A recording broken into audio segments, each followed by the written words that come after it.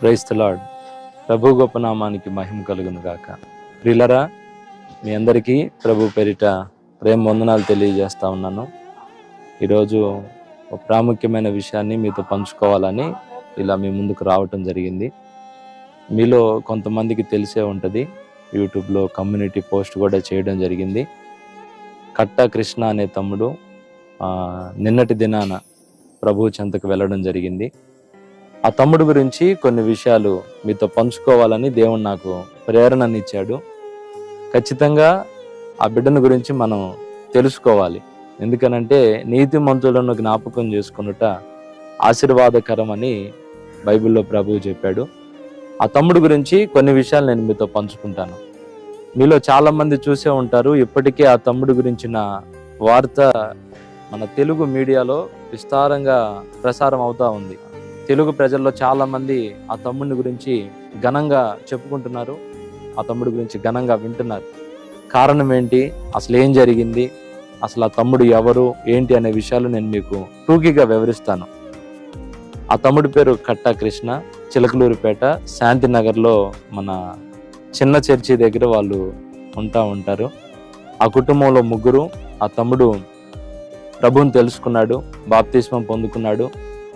ఆ బిడ్డ వయసు 19 నుంచి 18 సంవత్సరాలు ఉంటాయి.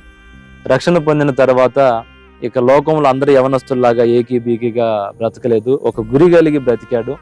రక్షణ పొందిన ఆ రోజు నుంచి తుది శ్వాస విడిచే ఈ రోజు వరకు కూడా ఒక పక్క తాను కాలేజీకి వెళ్ళడం, ఖాళీ దొరికితే ఇక సమయాన్ని పోగొట్టుకోకుండా దేవుని సన్నిధికి రావడం, ప్రార్థన చేయడం, దేవుని సన్నిధిలో పరిచర్య చేయడం, ఈ రెండు తప్ప ఇంకొక లోకం లేదు ఆ తమ్ముడికి.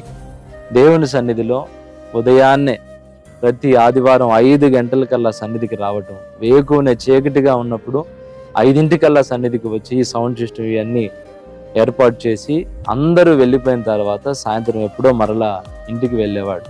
ఆ తమ్ముడు ఆశ ఏంటంటే, నేను దేవుని కోసం బ్రతకాలి, దేవుని సేవ చేయాలి, శాలేమన్న చెప్పినట్టు బాగా చదువుకొని ఓ మంచి ఉద్యోగాన్ని సంపాదించి ఉద్యోగం ద్వారా నలుగురికి మేలు చేయాలి, ఆ తర్వాత దేవుని పని కూడా చేయాలి అన్న ఆలోచనతో ఒక పక్క చదువుకోవడం, ఇక సాయంత్రం ఖాళీ దొరికితే సన్నిధిలోకి రావడం, ప్రార్థన చేయడం, పరిచర్య చేయడం. ఇంక ఈ రెండేనండి, ఇంకొక లోకం ఏమీ లేదు. ఇలా పరిచారకుల మధ్యలో మంచి పేరు తెచ్చుకున్నాడు, కుటుంబీకుల మధ్యలో ఒక మంచి సాక్ష్యాన్ని సంపాదించుకున్నాడు. ఇలా జరుగుతున్న క్రమంలో గత కొద్ది రోజుల క్రితం కాలేజీకి వెళ్దామని చెప్పి అడ్రోడ్ సెంటర్లో నిలబడ్డప్పుడు ఒక ఓల్వో బస్సు, ట్రావెల్ బస్సు అనుకోకుండా, తన ప్రమేయం ఏం లేదు, రోడ్డు పక్కనే నిలబడ్డాడు. కానీ వేరే వాళ్ళన ఆ బస్సు అతను తప్పించిపోయి ఇతన్ని ఢీకొట్టడం జరిగింది. దాని ద్వారా బ్రెయిన్ డ్యామేజ్ అయ్యి హాస్పిటల్లోనికి తీసుకొని వెళ్ళి కొద్ది రోజులు చికిత్స ఇవ్వడం, ఆ తర్వాత ఆ బిడ్డ కన్ను మూయడం జరిగింది. అయితే ఇక్కడ కొన్ని విషయాలు చెప్తాను, జాగ్రత్తగా మనసు పెట్టి వినండి. సాధ్యమైనంత వరకు ఈ సందేశం పూర్తిగా వినడానికి మీరు ప్రయత్నం చేయండి. ఆ బిడ్డ దేవుని దగ్గరికి వెళ్ళబోయే ముందు వాళ్ళ నాన్నకి దేవుడు ప్రత్యక్షమయ్యాడు. కల్లో ప్రత్యక్షమై వాళ్ళ నాన్నతో దేవుడు మాట్లాడిన మాట, నీది కాని ఒక వస్తువు నాది నీ దగ్గర ఉంది, ఎందుకు ఉంచుకున్నావు, నా వస్తువు నాకు ఇవ్వు అని అంటే, అయ్యా ఇదిగో అని చేయి చూపించి చేయి తెరిస్తే అందులో ఒక ఉంగరం ఉందంట. ఆ ఉంగరం తీసుకొని దేవుడు మాయమైపోయాడు. ఆయన అనుకున్నాడు ఏదో వస్తా ఉంటేలే అనుకున్నాడు, కానీ ఇలా జరిగిద్దే నేను అనుకోలే. తర్వాత చూస్తే ఆ బిడ్డకి యాక్సిడెంట్ జరగడం, ఆ తర్వాత ఆ బిడ్డ హాస్పిటల్లో ఉన్నప్పుడు వాళ్ళ ఆమె కూడా మంచి పరిచారకురాలే. ఇక్కడ ఇంకొక విషయం మీరు గుర్తుపెట్టుకోండి, ఆ తల్లిదండ్రులు ఇద్దరు కూడా మంచి పరిచారకులు, సన్నిధిలో బాగా పరిచర్య చేస్తూ ఉంటారు. ఆ కుటుంబానికి దేవుడే లోకం. వాళ్ళమ్మ చర్చికి సమీపంగా ఉన్న ఒక చర్చికి వెళ్ళి ప్రార్థన చేసి, దేవా నా బిడ్డ బ్రతుకుతాడా లేకపోతే నువ్వు తీసుకుంటావా, నాకు ఏదో ఒక విషయం చెప్పు ప్రభు అని ప్రార్థనలో కూర్చుంటే దేవుడు ఆమెకి దర్శనంలో మాట్లాడుతూ ఒక ఖాళీ పేపర్ ఇచ్చాడు.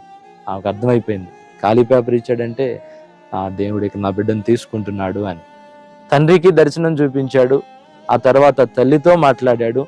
అంత మాత్రమే కాదు, కృష్ణ అనే తమ్ముడు ఉదయాన్నే కాలేజీకి వెళ్ళేటప్పుడు నిద్ర లేచిన తర్వాత వాళ్ళ తమ్ముడితో చెప్పాడంట, ఎరా రాత్రి నాకు ఒక కల వచ్చింది, ఆ కలలో నేను శాలేమను నిలబడే బలిపీఠం మీద ఉన్నాను, నేనేంటి దైవజనుడు నిలబడే బలిపీఠం మీద ఉండడం ఏంటి, నేను కాలేజీకి వెళ్ళొచ్చిన తర్వాత అన్నోళ్ళని అడగాలి, అసలు ఆ స్థానంలో నేను నిలబడటం ఏంటి అని చెప్పాడంట.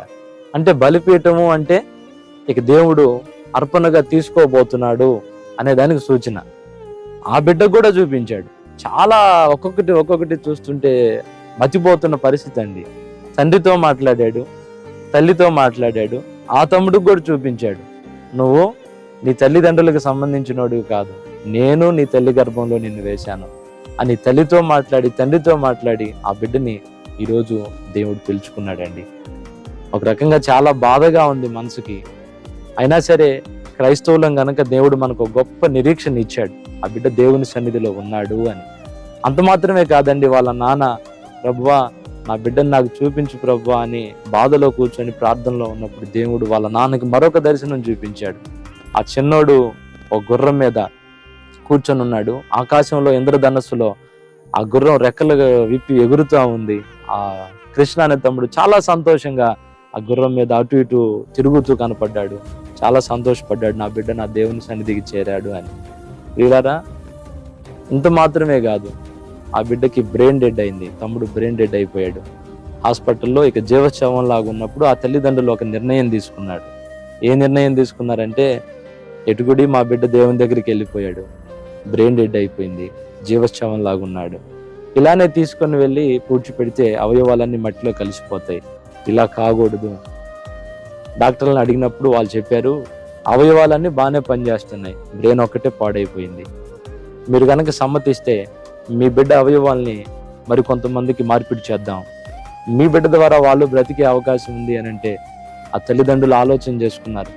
కృష్ణ అనే తమ్ముడు ఎప్పుడు చెప్తా ఉండేవాడంట, అమ్మా శాలేమన్న చెప్తున్నాడు కదా, నా గురించి నేను చెప్పుకోవటం కాదు, నా గురించి నలుగురు మంచిగా చెప్పుకోవాలి, అలాంటి బ్రతుకు నేను బ్రతకాలమ్మా, నా గురించి నలుగురు ప్రభువుని మహిమపరచాలమ్మా అంటూ ఉండేవాడంట. అది గుర్తు చేసుకున్న ఆ తల్లిదండ్రులు మా బిడ్డ కోరినట్టుగానే మా బిడ్డ యొక్క అవయవాలు ఇతరులకు మేము దానం చేస్తాం అని ఒక మంచి నిర్ణయం తీసుకున్నారండి. డాక్టర్లకు చెప్పారు. డాక్టర్లకు చెప్పినప్పుడు అధికారులను వాళ్ళు సంప్రదించారు. మరి ప్రత్యేకమైన చాపర్లో ఆ బిడ్డ గుండెని వేరుపరిచి ఒక బాక్స్లో పెట్టి అప్పటికప్పుడే హుటాహుటిన తిరుపతి హాస్పిటల్కి తీసుకుని వెళ్ళి అక్కడున్న 33 సంవత్సరాలు కలిగిన ఒక వ్యక్తికి ఆ గుండెను మార్పిడి చేయడం. గంటలో ఆపరేషన్ జరిగిపోయింది. ఇక్కడ గుండె తీసి అక్కడ గుండె పెట్టగానే అక్కడ అతను కళ్ళు తెరిచాడు. దేవునికి మహిమ కలుగును గాక. ఆ తర్వాత 2 కళ్ళని మరొకరికి దానం చేశారు, 2 కిడ్నీలని మరొకరికి దానం చేశారు, లివర్ని కూడా మరొకరికి దానం చేశారు. ప్రియులారా, దేశ చరిత్రలోనే ఇది ఒక గొప్ప సంఘటన అని చెప్పుకోవాలి. అక్కడక్కడ మనం అవయవ దానం చేసిన వాళ్ళని చూస్తాం. అయితే ఇక్కడ స్పెషల్ ఏంటంటే మొత్తం 4 అవయవాలు 6 భాగాలుగా విభజించి 6 వ్యక్తులకి ప్రాణం పోశాడు. దేవునికి మహిమ కలుగును గాక. ఆత్మస్వరూపిగా ఆ తమ్ముడు దేవుని సన్నిధిలో ఉంటే భౌతికంగా తన అవయవాలు ఇక్కడ మరొకరికి ఊపిరి పోసి జీవాన్ని ఇచ్చాయి.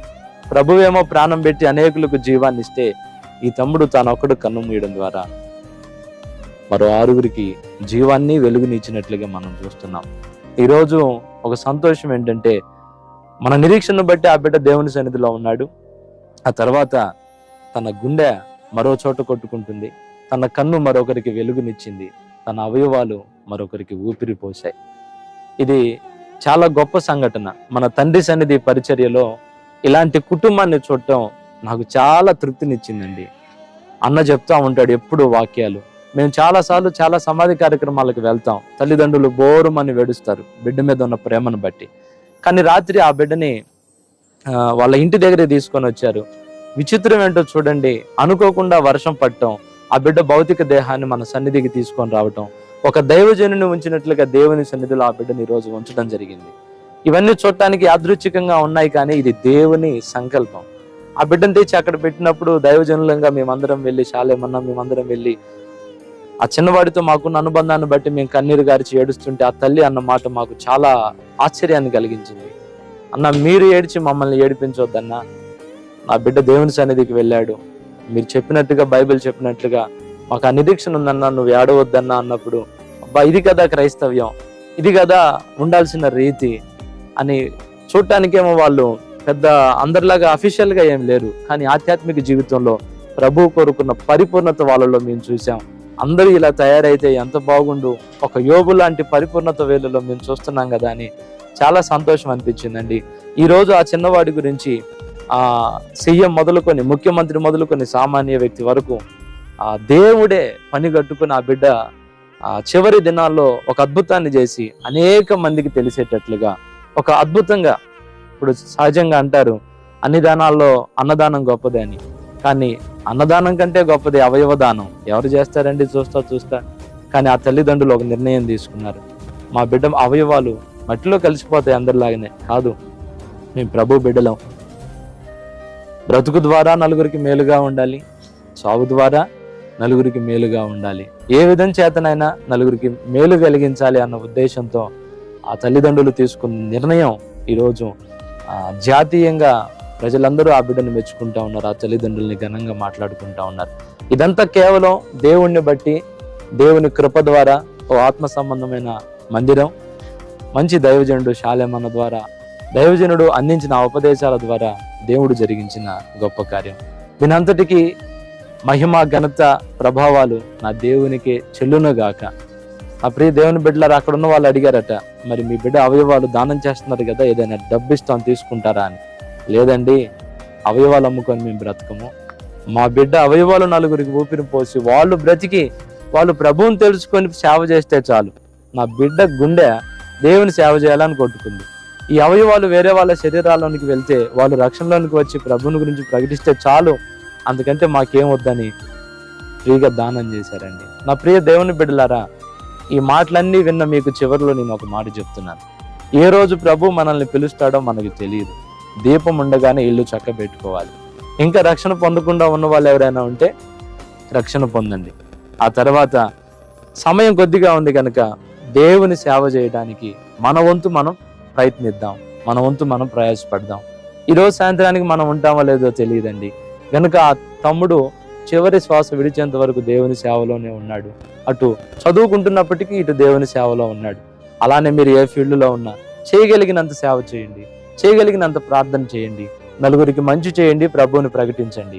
ప్రభు మనల్ని పిలిస్తే ఆనందంగా ప్రభు సన్నిధికి వెళ్దాం. ఈరోజు ఆ బిడ్డ అంతిమ యాత్ర జరుగుతుంది. ప్రార్థన చేయండి. ఆ బిడ్డ కుటుంబానికి, తల్లిదండ్రులకి దేవుడు ఓదార్పునివ్వాలి. ఇంకా తన బంధువులు అనేకులు రక్షణ పొందాలని మీరు మీ ప్రార్థనలో జ్ఞాపకం చేసుకోవాలని తెలియజేస్తూ మీ అందరికీ వందనాలు.